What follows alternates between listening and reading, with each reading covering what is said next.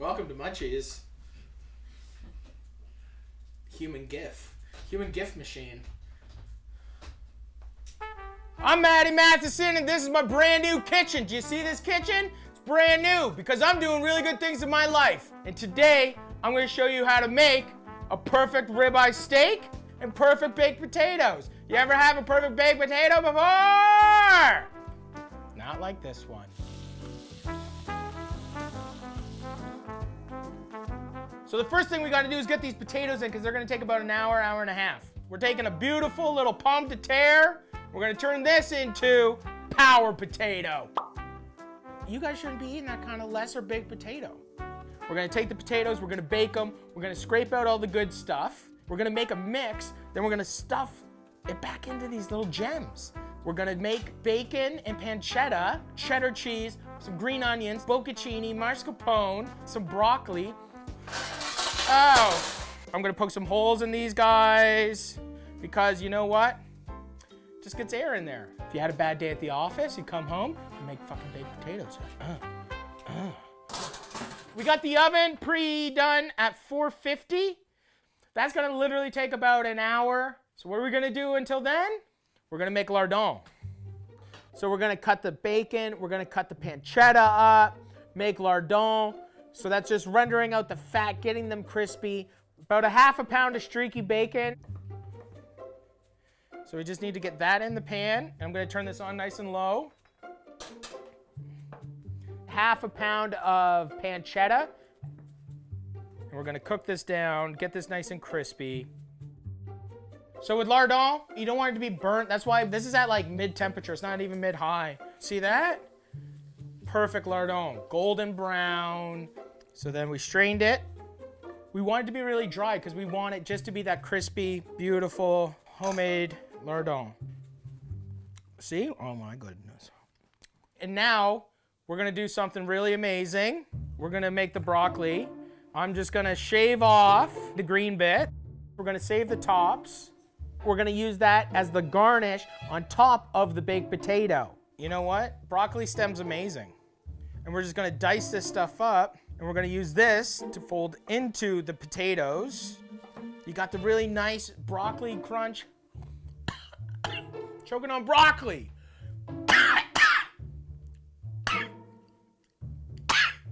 I'm gonna blanch off these broccoli stems.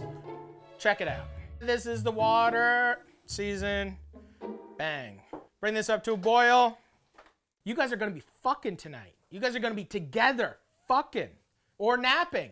It's either or. It's a 50-50 chance.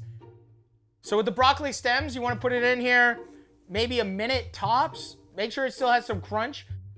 You can run that under cold water, chill that out. In the filling, you always need green onions in a baked potato. It's the nicest. And we'll fold this in with our broccoli tops for our garnish. Maybe I'll slice the white parts, put this into the mixture. So then nothing's wasted, guys. We're not trying to waste stuff. Take the cheddar cheese, grate that up. Oh boy. Let's check out these baked potatoes. Oh my God. Hot potato, hot potato, hot potato. Look at that, see that? We have perfect potatoes. You want to make sure that you keep your potato skins intact because these are the vessels to put the fucking potatoes back into. And then we're gonna add everything little by little. That's a sizable amount of fucking butter. We're gonna take some of our mascarpone. Oh, see that amount? That's the amount. Gotta make sure it tastes good. ½ cup of mascarpone, boom. Whatever this is called, the X-Men fucking Wolverine fucking goth shit. So I'm using this. Mix up my mashed potatoes and get it to the consistency you want it. Spatula time. You just want your potatoes so they're like malleable. Malleable? Malleable? Malleable? Ba-boom. Green onions in. Add a little bit of salt. Pancetta, crispy bacon. I'm gonna add some of the cheddar cheese. And it's okay, guys, to be putting like the cold cheese and everything into that because we're gonna re-bake these, right? So we throw our broccoli in, and then finally, But the bocconcinis is gonna make it really fucking stringy. Oh my God. You just restuff them back in, and then you're just gonna put it into the oven at like 350, warm it through. The way that you guys are gonna do it is probably gonna be better. You guys are getting really good out there in the internet world, and I'm proud of you. You guys are my children, my peers, the people I look up to. Without you guys, I'm nothing. I'm just here being a fucking psychopath in my room, yelling at a goddamn camera. Let's talk about steaks for a quick second here, okay? I like really thick ribeyes. These are boneless. You want them to be room temperature, so when you put them into the pan, they don't get all super tense, and then they're fucking well done on the outside, and then like raw in the middle. You want a beautiful crust on the outside and pink all the way through. Not well done, brown, dark, shit. So let's begin. The steaks are room temp. I'm just gonna pat them off. We take the big, old, juicy, beautiful steaks. We salt them. So you put your cast iron pan on, canola oil, pretty much cover the entire bottom of the pan. And we just let it sit there at medium-high temperature. You just want it to be warm.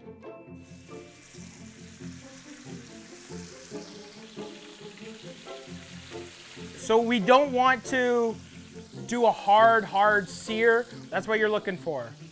Perfect golden brown, not blackened, just perfect. So then we're gonna flip that and do the same to the other side. Patience is the #1 key when cooking a big piece of steak like this. So you can just brown up the sides a little bit. So I'm gonna take the steaks out. This oil is gonna allow the butter not to burn as well. So now we're gonna put in a lot of butter.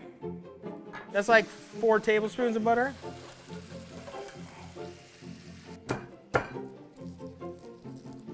Throw your garlic in, give it a smack, peel it, whatever you want. So you got your garlic, you got the thyme. Now this is basting. Basting just gets all the butter into all the little crooks and cranks and little areas of the steak. You're just in that meditation fucking vibe zone. You're just thinking about your day, you're loving your life, you're at home, you're cooking some steaks, and you're just basting the butter, basting the butter. You're just sitting here. There's the fire alarm! Andy! Andy the PA.